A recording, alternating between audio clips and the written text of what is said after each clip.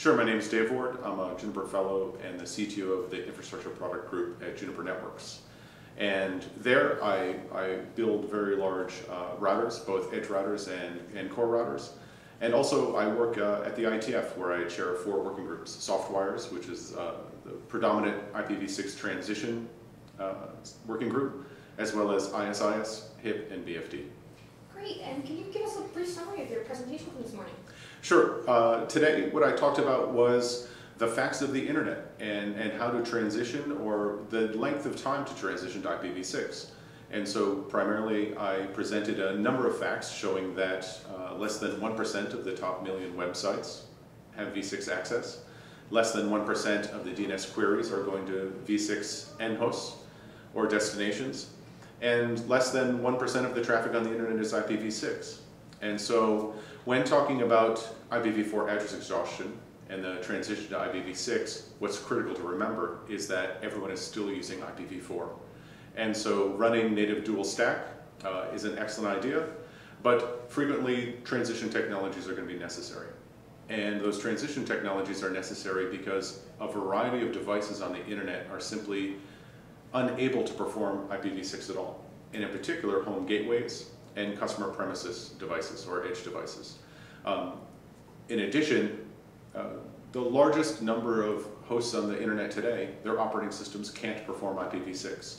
They're generally legacy equipment. So this is a 2-decade length transition that we have in front of us, and so a variety of technologies need to be used. And there is no single silver bullet, and it isn't even necessarily expecting that everything will be dual stack. The next thing that I presented along the lines of the facts and figures of the internet is that the adoption of v6, even though it's less than 1%, is directly related to the amount of content that's on the internet. And so what's critical is that as content data networks and cache equipment vendors begin to build their next generation of equipment, having it v6 enabled is going to take us from less than 1% to greater than 10% to greater than 20% and on upwards. And that tracking of DNS queries, traffic, and routes on the internet is directly related to the use of IPv6, and which is directly related to the amount of content that's available. Great. Could you give us some advice for future implementers of IPv6? The key thing to note is that it is going to be a variety of technologies. Picking one technology to focus on is very, very challenging. v6 and the differences from v4, that appears to be known now. Over the last 10 years, we seem to understand how to build a v6 stack. Getting those v-stacks into a variety of equipment is what's required.